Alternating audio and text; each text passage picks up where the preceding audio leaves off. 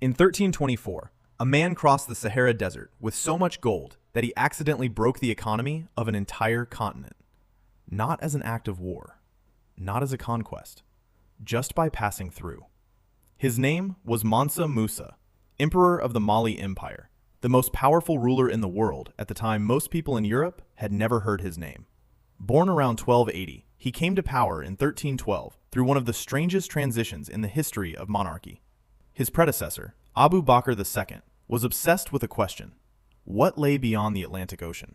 He launched an expedition of 2,000 boats into open water to find out, then launched a second, and this time led it himself. Neither expedition ever returned. Abu Bakr II sailed into the Atlantic and vanished from history. Musa became Mansa, emperor of the greatest empire in Africa. The Mali Empire at its peak was staggering.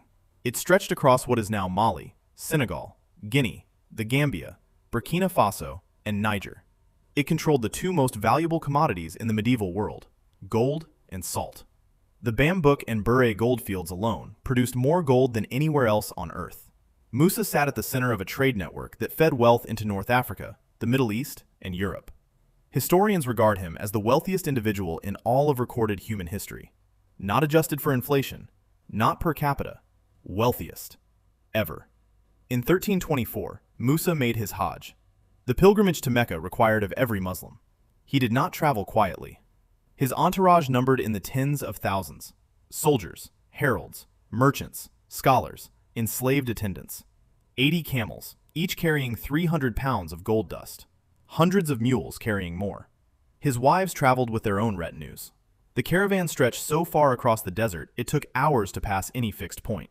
He stopped in Cairo, met with the Sultan of Egypt, and then, simply being Musa, he gave.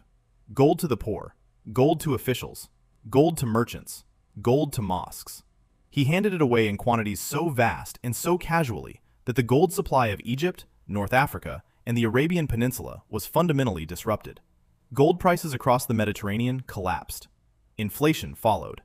The economic damage lasted 12 years. On the return journey, Musa actually borrowed gold back from Cairo merchants at high interest rates, attempting to reduce the damage he had caused simply by being generous. He returned home with more than he came for. From Mecca, he brought back Abu Ishaq al-Sahili, a renowned Andalusian scholar, poet, and architect.